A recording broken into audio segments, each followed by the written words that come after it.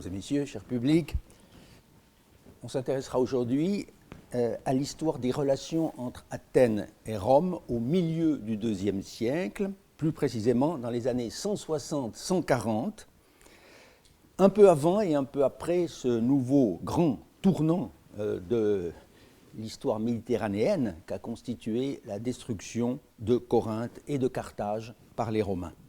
Mon propos n'est certes pas de faire le récit des événements qui menèrent à cette double catastrophe, d'autant moins que l'an dernier déjà, j'avais évoqué quelques-uns des épisodes qui, à partir de 158, conduisirent au conflit entre les Romains et la Confédération achéenne, laquelle entretenait avec Athènes des relations assez tendues depuis que deux peuples victimes de sa politique expansionniste, les Déliens d'abord et les Européens ensuite, avaient trouvé des appuis solides et même un refuge, dans le cas des premiers, en territoire achéen. Ce qui nous retiendra en priorité, c'est de déterminer dans quelle mesure la position occupée par Athènes vis-à-vis de Rome est originale en ces premières décennies consécutives à la disparition du royaume de Macédoine, quand les Sidés apprennent ou réapprennent, une fois encore, l'usage de la liberté précaire qui s'exerce sous l'œil du Sénat, même si Rome n'a laissé en 167 aucune force d'occupation en Grèce propre. Parmi les documents qui sont le plus révélateurs des effets de la mainmise conjuguée d'Athènes et de Rome à cette date sur l'île de Délos, se trouvent des listes de prêtres en charge des sacerdoces publics. Certes, si l'on ne possédait que le décret que vous avez sous les yeux, voté par le peuple d'Athènes vers 150, on verrait seulement que ces 9 hiereis, honorés d'une couronne au sortir de leur charge, étaient tous citoyens athéniens. On ignorerait en revanche quel dieu ils avaient à desservir. Par chance, nous est parvenue une liste à peu près complète, datant de l'an 158-7, de 10 prêtres affectés chacun à un culte déterminé. Alors déjà, et très certainement dès la première année d'occupation en 167-6, il n'y a plus aucun indigène, si l'on peut dire, parmi ces prêtres. L'éviction des Déliens, en tout cas leur mise à l'écart de toutes les fonctions publiques, est d'ores et déjà accomplie. Leur dieu n'en continue pas moins à être honoré par les nouveaux habitants de l'île, et cela d'autant plus naturellement que ce ne sont pas pour eux, sauf exception, des divinités étrangères. En tout premier lieu, Apollon d'Hélios, dont le nom n'a pas été vu d'emblée dans cette première édition de la liste, mais qui est en tête directement sous la ligne soulignée. C'est Apollon d'Hélios, qui était le dieu né dans l'île sainte, que les Athéniens célébraient depuis des siècles avec leurs congénères ioniens à travers la grande fête des Délias. Ensuite vient une déesse qui, de prime abord, paraît un peu secondaire parmi les divinités olympiennes, Hestia, protectrice du foyer commun de la cité. Mais on va voir dans un instant pourquoi elle occupe une place si remarquable dans la hiérarchie.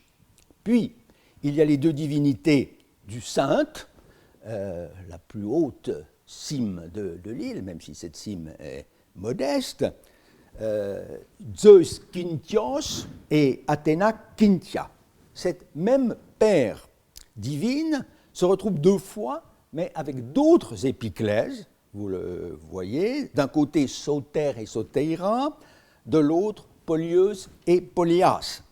Exemple intéressant de divinités honorées simultanément sous 3 appellations différentes.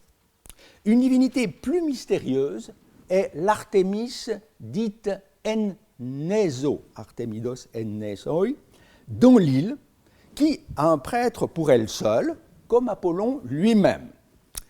Dans son importante synthèse de 1998 sur Religion in Hellenistic Athens, John Michelson ne trouve pas grand-chose à dire sur cette divinité de l'ancien panthéon délien.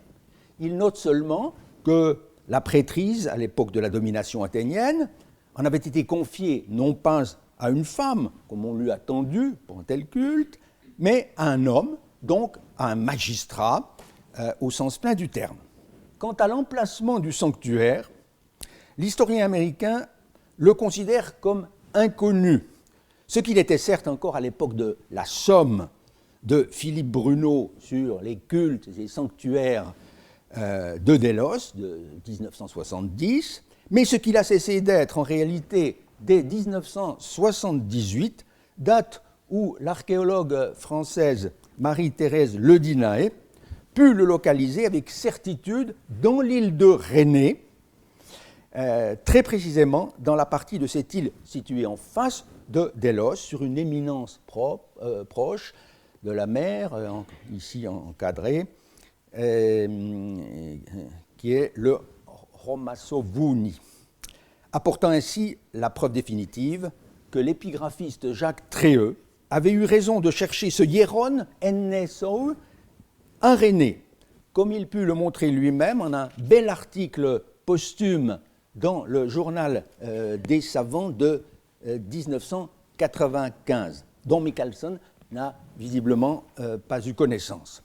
Or, il n'est pas indifférent de savoir, par le biais de cette localisation, que les Athéniens, non contents donc d'occuper Délos, revenons à cette carte, avaient également mis la main sur Rhénée, île au désert, comme dit Strabon, Nésidion et Rémon, non sans quelque exagération d'ailleurs, ou en tout cas sur la partie orientale de cette île, et cela bien qu'ils eussent par ailleurs autorisé les anciens Déliens, on l'avait vu, à porter l'ethnique Rhénaïs pour former une cité en principe indépendante.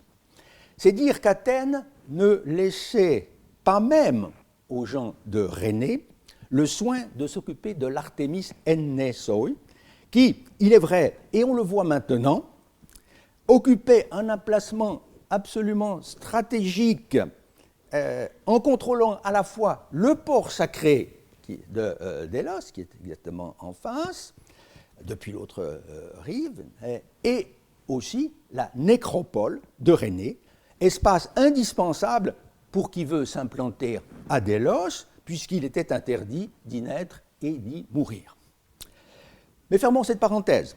Si l'on revient à la liste des prêtres, on trouve ensuite un ensemble de divinités masculines regroupées en raison de leurs affinités, les grands dieux, mégaloïthéoi d'abord, dont le Hieron était une filiale en quelque sorte du sanctuaire de l'île de Samothrace, puis les deux jumeaux adorés un peu partout sous le nom de Dioscure, un Dioscurion est d'ailleurs attesté à Délos même, enfin les Kabyres, ces dieux connus essentiellement à Thèbes de Béotie et à Lemnos, autre île, on en parlera au séminaire, qui était retombée alors au pouvoir des Athéniens. Ceux-ci ont donc confié à un seul prêtre la charge de ces divers cultes, ce qui peut donner l'impression que ce magistrat était davantage un gestionnaire des affaires religieuses, une espèce de bedeau de néocore, qu'un prêtre attaché à titre personnel au service des divinités en question. C'est aussi une triade assez originale, à la vérité, que constituent Dionysos, Hermès et Pan, en dépit de quelques liens mythologiques et iconographiques dont je ne veux rien dire ici. D'autres dieux, sans doute plus populaires, tout en étant moins importants dans la hiérarchie divine panhellénique, reçoivent apparemment un meilleur traitement, puisque les Athéniens leur attribuent à chacun un prêtre. C'est d'abord Asclépios, qui occupe à Athènes même une place enviable dès la fin du Ve siècle, puis le dieu gréco-égyptien Sarapis, très fortement implanté à Délos, on l'avait vu l'an dernier à travers l'affaire dite du Sarapieion, qui avait mis en émoi les autorités athéniennes, obligées de s'incliner devant une décision sans appel du Sénat romain. On notera qu'à cette date, le culte de la déesse syrienne, appelée à occuper bientôt une place importante, n'a pas encore pris rang au nombre des cultes publics. Vient enfin une divinité purement locale, reléguée de ce fait en dernière position, le héros archégète Agnos. On a ainsi un tableau très intéressant parce que synchronique et officiel du panthéon délien au début de la seconde période athénienne. Or, pour en venir au fait le plus notable dans la perspective qui est la nôtre aujourd'hui, on constate que les nouveaux occupants y ont introduit en seconde place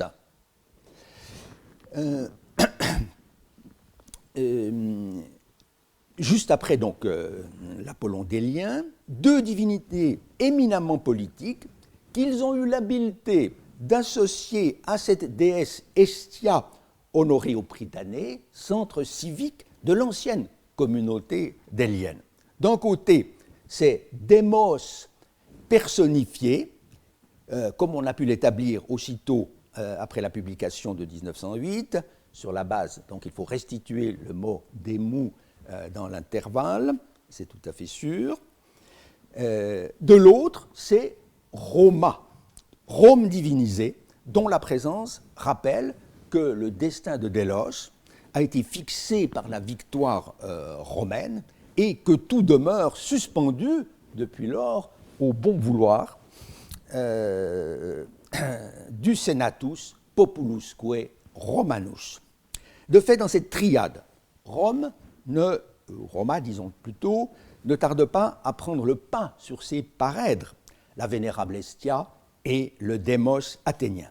C'est donc un très bon exemple de cette souplesse avec laquelle, depuis l'époque hellénistique, les anciens en général, les Athéniens en particulier, parviennent à intégrer dans leur pratique cultuelle les marques de dévotion qu'imposent les nouvelles réalités politiques.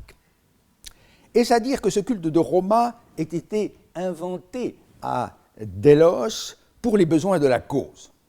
On ne peut certes nier que l'institution d'un concours qualifié de Romaia fit partie des toutes premières mesures prises par les Athéniens après la décision du Sénat en leur faveur, puisqu'une inscription délienne que vous avez dans votre dossier atteste son existence dès l'année 167-6. Mais selon toute apparence, il ne s'agit que d'une fête du gymnase, à Athènes même, en dépit des excellentes relations que le peuple athénien entretint avec la République romaine depuis l'an 200, rien, absolument rien, n'indique que l'on ait commencé à honorer la déesse Roma avant 167. Même après cette date, au surplus, il demeure douteux que l'on ait instauré pour elle une fête civique célébrée à grande échelle. Non seulement, en effet, la première mention des Romaia n'y remonte pas très haut, les alentours de l'année 150, ce qui bien sûr pourrait n'être que l'effet du hasard des trouvailles, mais le document qui nous en informe, que vous avez sous les yeux, n'est qu'un catalogue de Hieropoiesantes Romaia, et qui me paraît émaner d'une association de caractère privé, non pas d'un organe public, puisque l'on trouve parmi ces préposés aux choses sacrées, c'est une fonction bien attestée du reste en maintes synodoi, plusieurs étrangers, dont un homme de Sardes, vous voyez, Sardianos, et aussi un Italien, Sporios, Spurius, Romaios. Ce qui est sûr, c'est que le concours ainsi nommé Romaien n'a jamais occupé une place importante dans la vie agonistique d'Athènes. Les Romaïas font pâle figure à côté des Panathénées, des Dionysies, des Éleusyniens, ou même des Ptolémaïens, les 4 concours à l'occasion desquels étaient proclamés, on s'en souvient sans doute, les honneurs rendus aux grands bienfaiteurs de la cité. Même les décrets éphébiques, pourtant si bavards, en tout cas à partir des années 120, sont muets sur les Romaïas, alors que l'on se serait attendu à les voir mis au nombre des manifestations de civisme et de loyalisme qui étaient exigées par ailleurs des éphèbes, comme cela peut se constater en diverses cités, notamment il y a un cas tout à fait exemplaire à Milet, vers 130, un document important pour le culte à la fois du peuple romain et de Roma. Vous voyez le mot tone, métatone, éphébone. Les éphèbes sont associés de près à cette célébration. Il faut donc se garder de tirer des conclusions hâtives de la documentation relative à de telles fêtes. Et cela est vrai pour toutes les cités. Si l'absence de Romaïa n'est évidemment pas l'indice d'une hostilité quelconque à Rome, leur présence ne saurait être vue non plus comme l'expression d'une affection permanente pour les Romains communs bienfaiteurs des Hellènes, selon la formule en usage, à partir du troisième quart du IIe siècle précisément. En revanche, l'institution d'une telle fête, à un moment donné, paraît toujours liée à un événement important, ou même à un tournant historique, comme dans le cas athénien ou athéno-délien précisément. Il faut donc prendre une vue large du phénomène, en se gardant en même temps des généralisations abusives qui feraient fi de la chronologie. Il y a en effet des étapes à distinguer dans ce mouvement.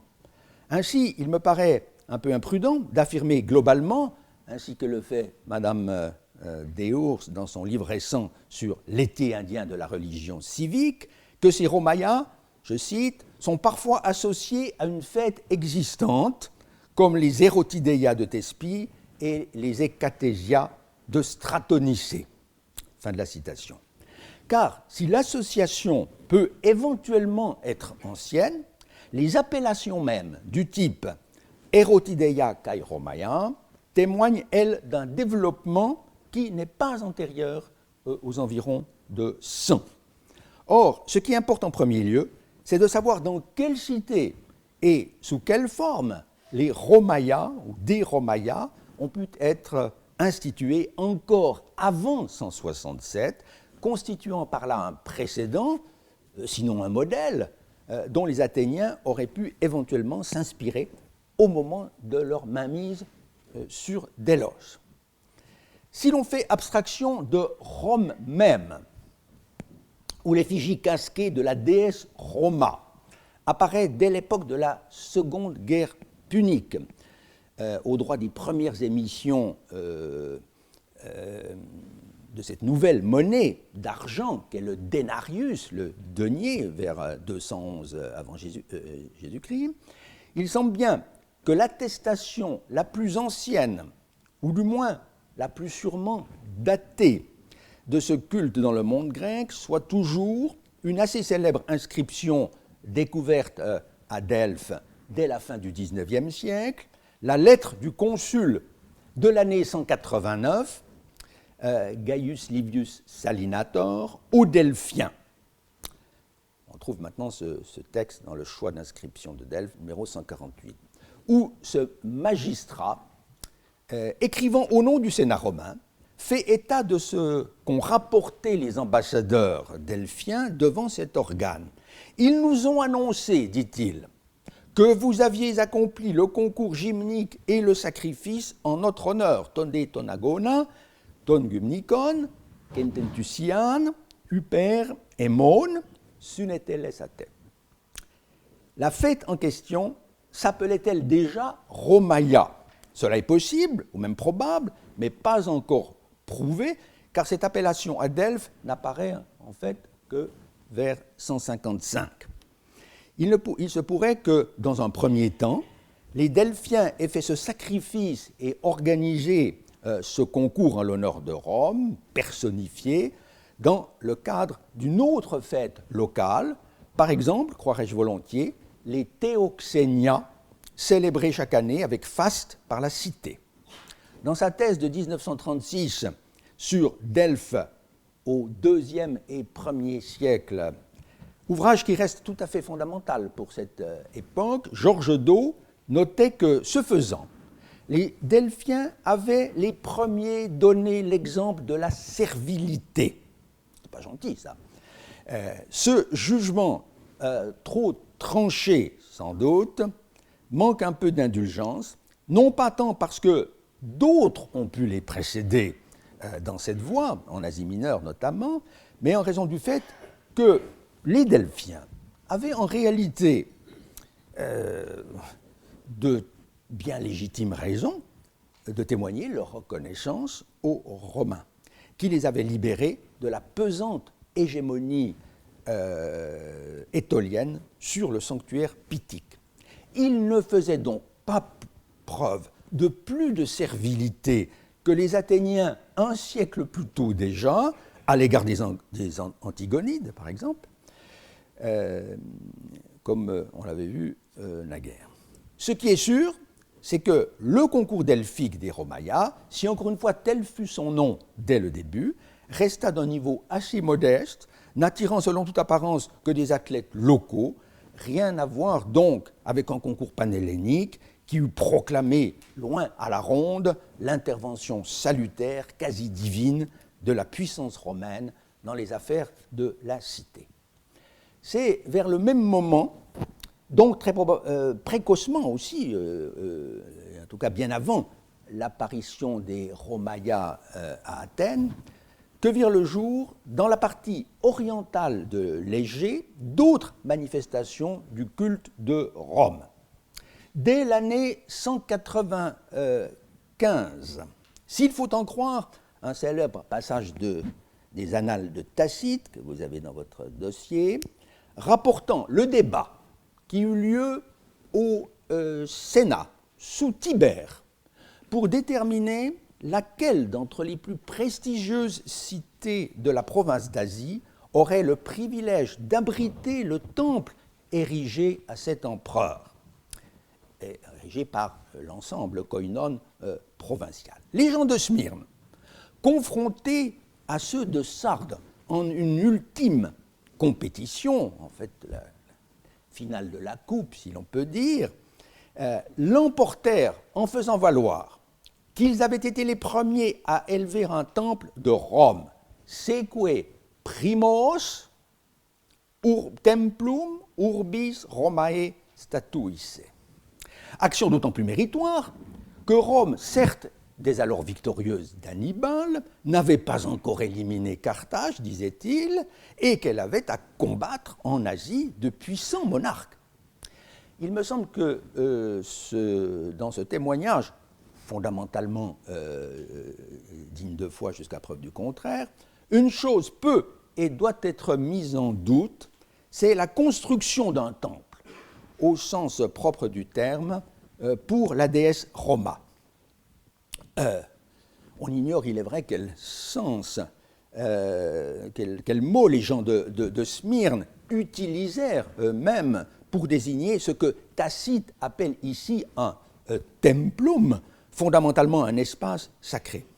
Il se pourrait qu'il y ait eu amalgame, plus ou moins conscient, avec une pratique qui se développa bien plus tard seulement pour César et les empereurs, à qui furent élevés de véritables temples. En revanche, l'instauration d'un culte de Rome dès 195, quoique non confirmée encore par l'épigraphie dans ce cas précis, est chose parfaitement concevable, en dépit du fait qu'à cette date, qui est fournie donc, chez Tacite par la mention du consulat de Caton l'Ancien, 195, les Romains n'étaient pas encore intervenus directement, c'est-à-dire militairement, en Asie mineure. On en a conclu que la rédaction d'un culte de Rome devait avoir été pour Smyrne une espèce de captatio benevolentiae, un simple moyen d'attirer l'attention bienveillante et l'appui diplomatique des Romains. C'est l'opinion qui se trouve exprimée dans les deux ouvrages de référence sur ce sujet, la Thea Romae de Mellor et Il culto della Dea Roma de Madame Carla Fayer, qui sont parus à peu près simultanément aux alentours de 1976. Mais une douzaine d'années plus tard, l'historien Malcolm Harrington s'est élevé avec vigueur dans un important article, c'est le début ici de la revue Chiron 1987, contre cette façon un peu anachronique de voir les choses. En effet, et surtout à une époque aussi haute, le culte de Rome doit être regardé toujours comme l'expression d'une profonde gratitude pour un bienfait d'ores et déjà accompli, non pas pour l'exécution à venir d'une simple promesse diplomatique.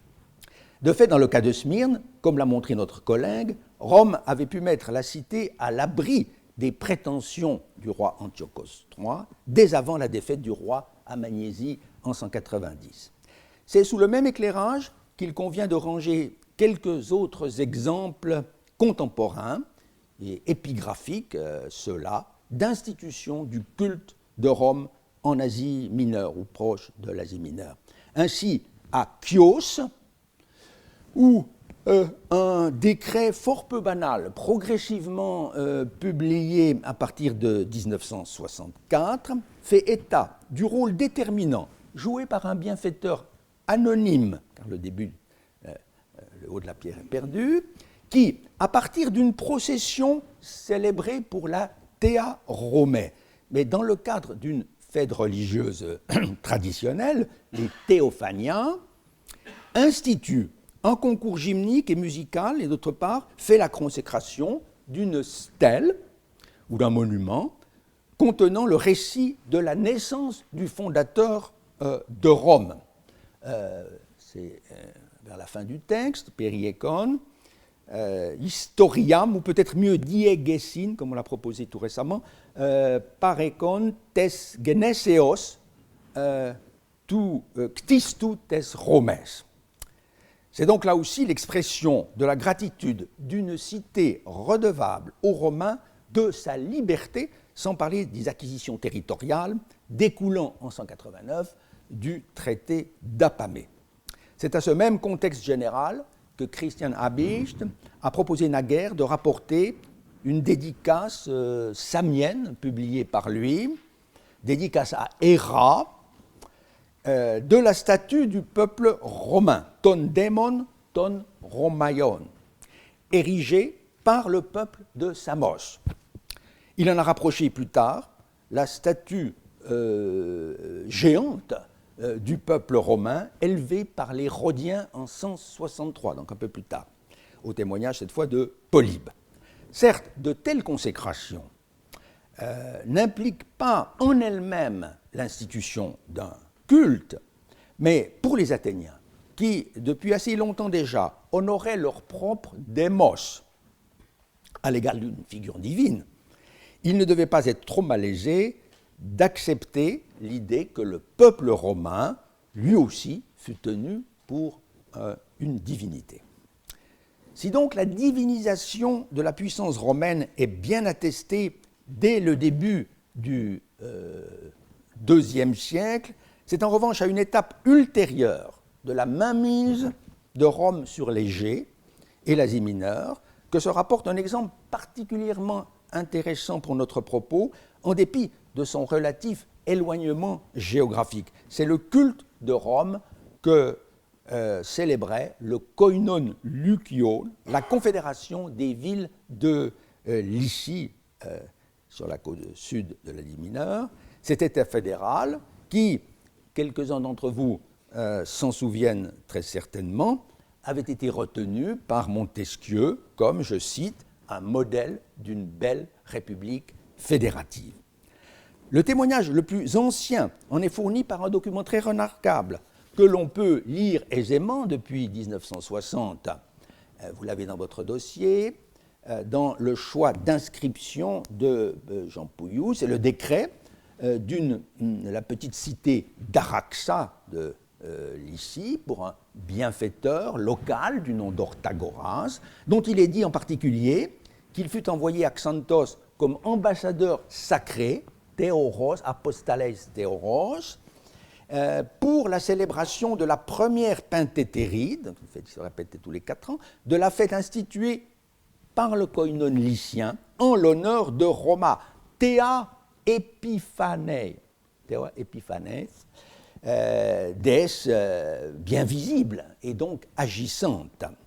L'importance sur le plan international de ce concours qui donnait lieu à une grande panégyrie a été mise en évidence dès 1978 par un catalogue complet provenant du Létuon de Xanthos, catalogue des vainqueurs à toutes les épreuves des Romaïa organisées par le koinon lycien vers 100 avant Jésus-Christ.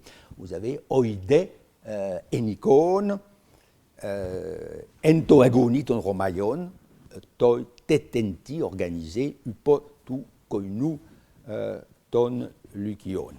On notera au passage que même au Létuon de Xanthos, il ne semble pas avoir existé un temple de Rome, comme cela aurait été le cas, nous dit-on, à Smyrne dès 195. Seul est attesté par ce catalogue même un bomos des Romes, un autel sur lequel l'agonothète vient déposer les couronnes des épreuves non disputées. Mais à quelle époque faut-il faire remonter la création de cette fête fédérale lycienne de grande envergure? Pendant longtemps, les meilleurs connaisseurs, dont Louis Robert, éditeur au surplus du catalogue agonistique, ont pu penser avec une certaine vraisemblance que tout ce mouvement de libération et d'unification de la Lycie avait pris place dans les années 180 déjà, au lendemain du traité d'Apamée. Mais il est clair aujourd'hui, à la suite du travail d'Errington notamment, que la libération de la Lycie du joug des Rhodiens ne commença à se réaliser qu'à partir de 167, justement, sous l'impulsion, ou du moins avec l'accord de Rome. Cette chronologie désormais largement adoptée a reçu un surcroît de confirmation grâce à la publication toute récente d'une longue convention, dont on a ici que le début territorial, entre le koinon lycien et la ville de Thermessos Oinoanda, dont l'éditeur, Denis Rouchet, nous avait donné ici même la primeur en 2009. Ce document, à coup sûr postérieur à 167, comme le décret d'Araxa lui-même, montre en effet, dès son préambule, que le culte de Rome était implanté alors non seulement à Xanthos au niveau municipal et fédéral, mais également dans la communauté des Thermésiens d'Oinoanda, puisque l'un des prêtres, certes local, mais il y a aussi Thesdé Romès, un prêtre de Rome. Ces gens de Thermessos devaient donc eux aussi se considérer comme les obligés des Romains depuis 167. On voit ainsi qu'après la période des premières attestations du culte de Rome vers 180, même 190, la date pivot de 167 a marqué clairement une nouvelle étape dans la création de Romaïa dans le monde grec, au sens le plus large du terme, les Lyciens pouvant d'autant plus légitimement être tenus pour des Hellènes sur le plan des institutions politiques qu'il faut aujourd'hui considérer comme certain que le modèle direct de leur belle république fédérative se trouvait en Grèce même, dans cette confédération achéenne si chère au cœur de Polybe. C'est en effet la thèse qui s'impose aujourd'hui, au lendemain de la trouvaille en Achaïe, d'un document publié par notre collègue d'Athènes, Athanase Rhizakis, opinion à laquelle j'ai pu faire valoir des raisons supplémentaires d'adhérer dans un mémoire du journal des savants à l'impression. Mais il faut aussitôt relever une différence assez considérable entre les deux confédérations à l'égard du culte. Car précisément, chez les Achéens, en dépit de liens extrêmement étroits qu'ils entretenaient avec le pouvoir romain depuis l'alliance de 198 contre la Macédoine, il n'y a nulle trace de fête en l'honneur de Rome. Pas de concours romaïen qui aurait été célébré par les compatriotes de Polybe avant la dissolution de leur État en 146. Ce paraît donc être la preuve, même s'il s'agit là assurément d'un argumentum et silencio, que le culte de Rome ne va pas de soi et ne saurait par conséquent être regardé comme un simple instrument diplomatique. Il suppose toujours une action précise, une ingérence décisive de Rome dans les affaires du peuple considéré. Au début, je veux dire dans la première moitié du IIe siècle, cette intervention fut toujours indiscutablement positive. C'est dans tous les cas connu de nous une libération effective, une garantie de sécurité vis-à-vis de la menace d'un autre État, souvent la confirmation d'un droit de propriété sur des territoires revendiqués. Le cas d'Athènes se plie donc parfaitement, peut-on dire, à cette typologie des Romaïas. Les Athéniens ne créent pas des Romaïas parce qu'ils sont les alliés de Rome. Si tel avait été le cas, ils auraient dû encore une fois le faire dès les alentours de 190. S'ils le font en 167 seulement, c'est que Rome leur a permis de remettre la main sur des îles qu'ils s'efforçaient sans succès de récupérer depuis des décennies. Inversement, si les Achéens s'en abstiennent, c'est qu'ils n'ont pas le sentiment de devoir à Rome l'extension naturelle de leur État, du côté de la Messénie par exemple, ou de la Laconie, en dépit de l'appui diplomatique qu'ils reçurent des Romains dans cette entreprise. Le principe semble donc clair, mais cela ne signifie pas qu'il ait été immuable dans son application. À partir d'un certain moment, l'impulsion favorisant l'instauration de Romaïa dans une cité grecque ne fut sans doute plus, de la part des Romains, un bienfait au sens habituel du terme. Ce fut seulement la décision prise par eux de ne pas faire subir à tel ou tel État le sort que son insubordination eût pleinement mérité à leurs yeux. Bref, leur relative indulgence alors qu'ils auraient eu les moyens de l'anéantir, comme ce fut le cas précisément à Carthage et à Corinthe en 146. Ce qui m'a amené à défendre cette opinion à première vue singulière, c'est un document que j'ai eu l'honneur de publier en 2004, un catalogue agonistique faisant connaître pour la première fois l'existence à Thèbes d'un concours musical et peut-être également athlétique appelé précisément Romaïa. En effet, ce document, pour toutes sortes de raisons qui sont contraignantes et ont été acceptées par la communauté scientifique, ne saurait être antérieur aux alentours de 120 avant Jésus-Christ. Bien entendu, cela n'empêcherait pas de songer à une date sensiblement plus haute, vers 167, comme à Athènes ou en Lycie, pour l'institution de la fête. Mais à l'examen, il paraît bien difficile de trouver dans la première moitié du IIe siècle un épisode qui aurait pu justifier chez les Thébains un tel acte de reconnaissance à l'égard de Rome. Thèbes fut en effet très récalcitrante à accepter l'alliance romaine contre le roi Philippe V, et plus tard, elle fut à coup sûr au premier rang des cités qui poussèrent l'État fédéral béotien à prendre le risque de conclure un traité formel avec le roi Persée en 174, quand Rome avait déjà décidé d'abattre la monarchie macédonienne. Certes, dès avant l'issue de la guerre, en 172, les Thébains durent par nécessité abandonner le parti de Persée. Une minorité seulement d'entre eux entraîna la cité à faire amende honorable auprès du légat romain. Réunis en assemblée, écrit Polybe au livre 27, les Thébains votèrent des honneurs et des présents, timai kaidoreai, pour les Romains. Mais il paraît exclu de penser qu'un culte de Rome fut institué en pareille circonstance. Il est vrai qu'un peu plus tard, après que la malheureuse ville d'Aliart, toute voisine de Thèbes, eût été réduite en cendres, les Thébains furent remerciés, selon Polybe encore, au livre 28, pour leur bonne disposition à l'égard de Rome et encouragés à persévérer dans cette voie.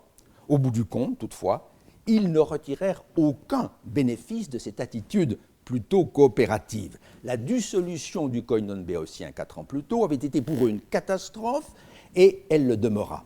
Aussi en 146, voit-on les Thébains se ranger avec enthousiasme, protumos, dit Pausanias au livre 7, un passage que vous avez dans votre dossier. Elles se rangent du côté des Achéens, insurgés contre Rome, et ils furent entraînés par là dans la débâcle achéenne. En fait, il s'en fallut de très peu que leur ville, qu'ils avaient dû abandonner avec femmes et enfants, fut complètement détruite par le gouverneur de Macédoine, comme elle l'avait été par Alexandre le Grand en 335. Mais justement, elle ne le fut pas. Et c'est selon toute vraisemblance cette relative clémence du vainqueur que les Thébains voulurent célébrer quelques années plus tard par la création de Romaïa. Avoir évité le pire châtiment que la déesse Rome aurait pu leur infliger dans sa juste colère, n'était-ce pas désormais un motif de reconnaissance tout à fait suffisant aux yeux des Grecs terrorisés?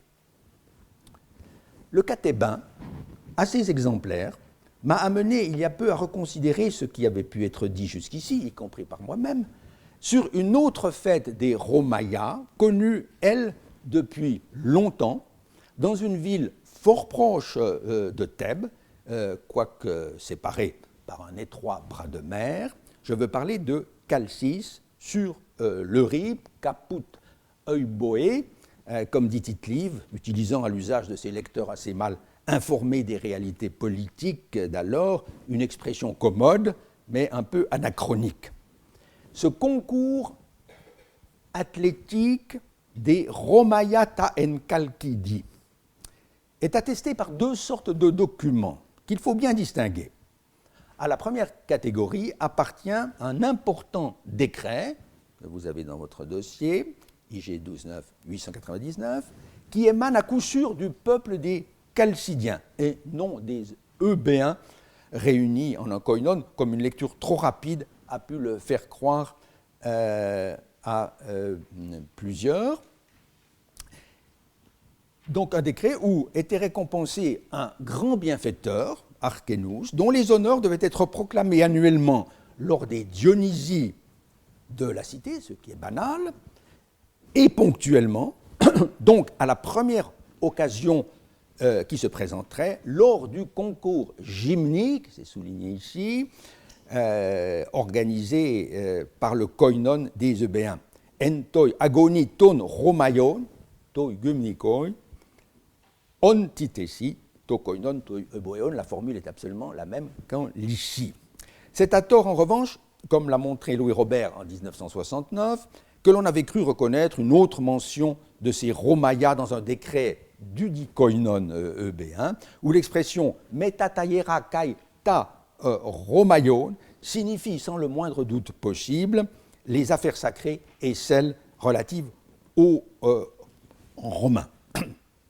La seconde catégorie d'inscriptions relatives aux Romaïas est constituée de palmarès agonistiques qui mettent ce concours de Chalcis au nombre des compétitions sportives les plus réputées de la basse époque hellénistique, ainsi le fameux palmarès d'un athlète athénien bien connu, Ménodoros Adélos, et à Athènes même, comme aussi d'autres palmarès à Mégare, un autre encore à Lycarnasse, et aux documents qu'avait réunis Robert dès 1944, il en avait détecté un, resté inaperçu jusque-là, se sont ajoutés un tout récemment découvert à Mécène et un autre plus anciennement à Corinthe, qui prouve que le concours était toujours célébré, la stèle là date du IIe siècle de notre ère,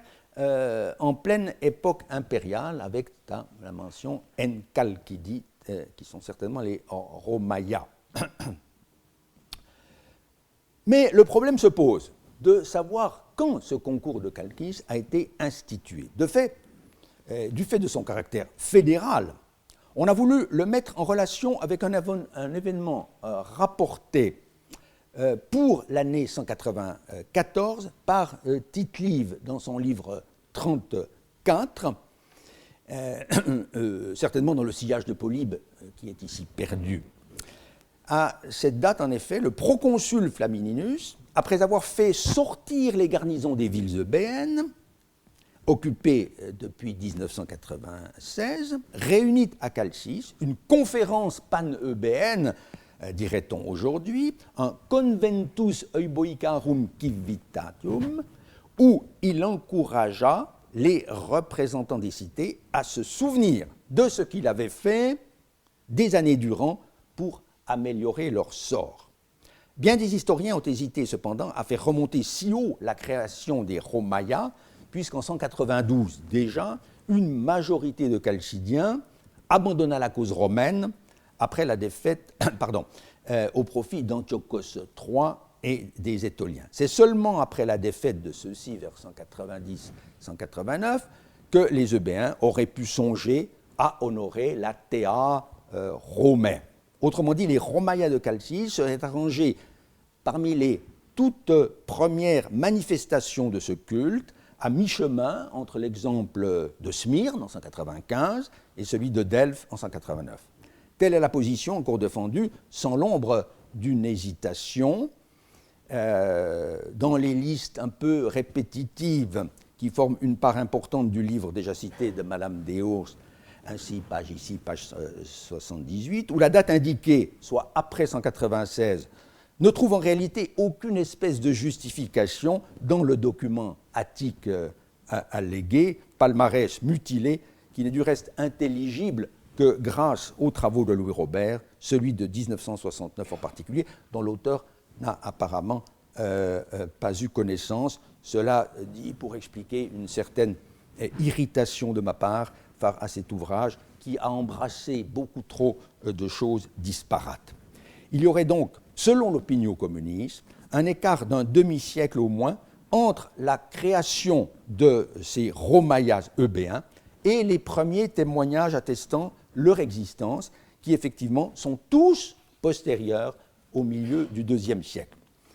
Cela n'est sans doute pas totalement impossible, puisque d'excellents esprits ont pensé pouvoir l'admettre. Mais ne faut-il pas aujourd'hui oser une autre façon de voir les choses? Les Chalcidiens pourraient avoir agi avec les autres Eubéens exactement comme les Thébains, et pour les mêmes motifs qu'eux au lendemain des événements de 146. De fait, comme je l'avais montré dès 1991, les Chalcidiens avaient été les seuls en Eubée à soutenir, aux côtés des Thébains précisément, la cause des Achéens révoltés contre Rome. Et c'est ensemble qu'ils furent vaincus par le proconsul de Macédoine, comme on peut le lire dans le résumé du livre 52 de Tite-Live, cum Achaeis, qui in auxilio Boetos et Chalcidenses abebant, quaequilius metellus ad Thermopylas bello conflixit. Lit-on dans le résumé donc, de Tite-Live. D'après cet épitomée encore, les deux villes subirent le même sort. Thebae et Chalcis, quae auxilio fuerant, dirutae. Elles auraient été détruites comme Corinthe. Affirmation sans doute un peu exagérée, car Thèbes, on l'a vu, resta debout. Ce qu'il advint aux deux villes, c'est de se voir démantelées, privées de remparts, réduites à l'impuissance. Mieux ou pire, tout mutilé qu'il soit lui aussi, le récit de Polybe confirme pleinement le mauvais traitement infligé aux Chalcidiens, puisqu'on apprend incidemment dans l'avant-dernier livre des histoires, à propos de la conduite le plus souvent mesurée, dit-il, de Mummius à Corinthe et ailleurs, que c'est d'un autre Romain, un ami du consul, qui portait la responsabilité d'avoir fait exécuter les cavaliers de Chalcis, Chalkidéon, Hypeis, Ous, Aneilen. Donc à coup sûr, plusieurs dizaines, voire centaines d'hommes appartenant à l'aristocratie locale. On dira alors que ce n'était pas un moment opportun pour le peuple chalcidien que de décider ou de faire voter par les instances fédérales la création de Romaia en Chalkidie. Non, certes, dans l'immédiat, mais assez rapidement néanmoins, de la même façon que bien des cités du Péloponnèse n'hésitèrent pas longtemps à élever des statues aux destructeurs de Corinthe, en témoignage de reconnaissance pour la mansuétude avec laquelle ils les avaient finalement traités. Les Chalcidiens, eux, ne purent évidemment pas rendre hommage à la déesse Rome avant d'avoir obtenu le pardon des Romains, ce qui suppose un certain laps de temps. De cette période de négociation, on pourrait avoir un témoignage qui a été méconnu jusqu'ici dans le décret pour Archénous, dont il a été fait mention il y a un instant. Ce personnage obtint en effet des honneurs considérables. Une statue dont on a conservé au moins un élément, où se trouvent gravées deux parties, en deux colonnes du décret. Certes, on ignore presque tout des mérites qui lui valurent cette distinction, car les considérants du décret, qui étaient gravés dans une première colonne perdue, ont presque complètement disparu. Mais les bribes conservées tout à la fin, donc au haut de la deuxième colonne, la colonne B, laissent voir encore que ces citoyens avaient été, lors d'une fête précédemment mentionnée, honorés par les Romains comme un bienfaiteur, ce qui n'est pas un compliment banal. Timeteis entois progregramenois upoton koinon. Il faut introduire, comme l'avait montré Louis Robert, cet adjectif avant euergeton romaion. Donc, un éloge remarquable. Il suppose que cet Archénous avait fait le voyage de Rome. Du reste, le document de Chalcis a été repris naguère dans le recueil des décrets per ambasciatori greci al Senato de Filippo Canali de Rossi. L'épigraphiste italien a fait quelques suggestions pour la restitution des premières lignes, mais sans voir que l'un des principaux mérites d'Archénous dut résider aux yeux des auteurs du décret, les Chalcidiens, dans la demande faite par lui d'associer la cité qu'il avait envoyée, ten exapostailasan Pauline, à l'honneur dont il se trouvait bénéficier à titre personnel. Il les a fait participer, sans doute, metaskein testimes exiosen, il a demandé.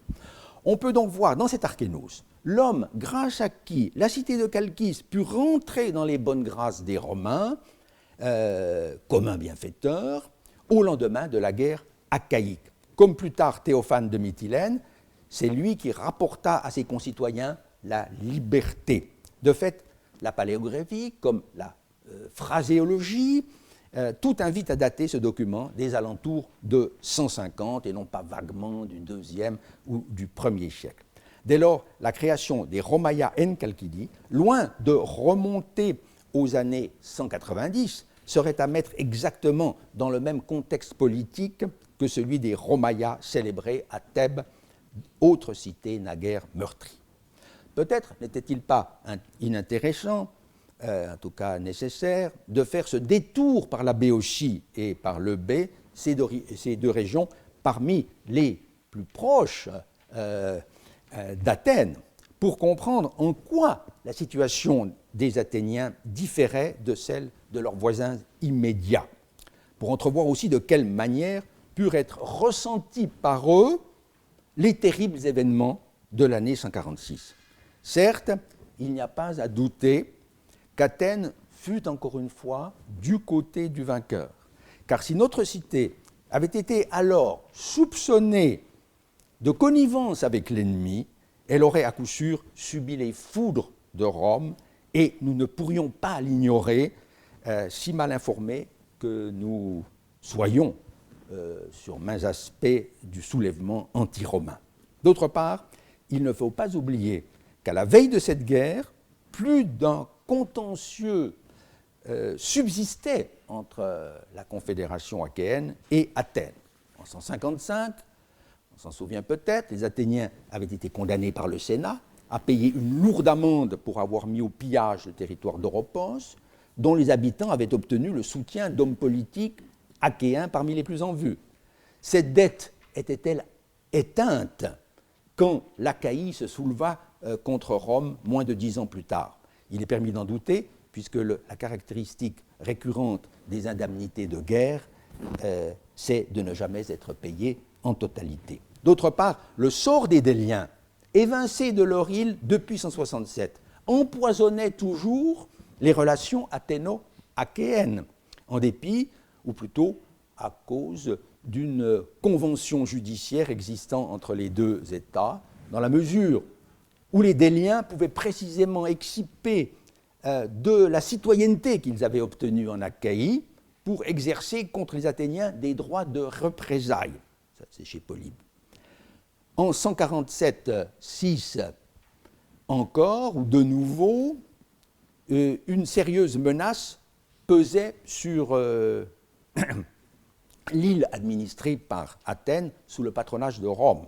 Et cela au témoignage d'une inscription connue depuis peu, le décret des Athéniens de Délos pour l'épimélète de l'île, Ophélas, fils d'Abron d'Udème de Bathée. En effet, ce personnage des plus considérables est loué tout spécialement pour s'être plié au Senatus Consult Tate Syncletu Dogmata et aux ordres, entolai, transmis par les ambassadeurs, sans tenir compte, le moins du monde, des menaces, anataseis, qui étaient proférées par des gens exécrables, exoleis, en qui, il faut reconnaître, soit précisément les Déliens exilés, soit bien plutôt les chefs achéens révoltés contre l'autorité romaine et jugés très sévèrement d'ailleurs par leurs compatriotes Polybe.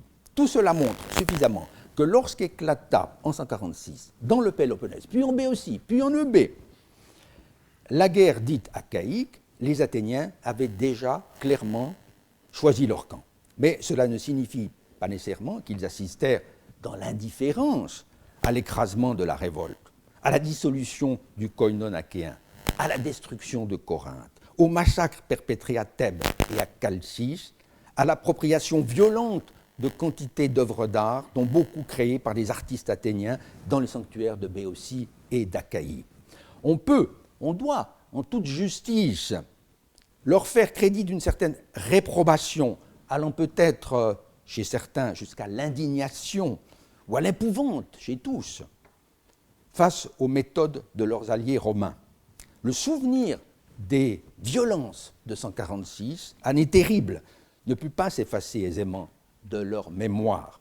Et peut-être faut-il chercher là une des causes lointaines de la désaffection qui se manifesta au grand jour un demi-siècle plus tard. Mais dans l'immédiat, force est de constater qu'Athènes tira objectivement parti de la répression romaine.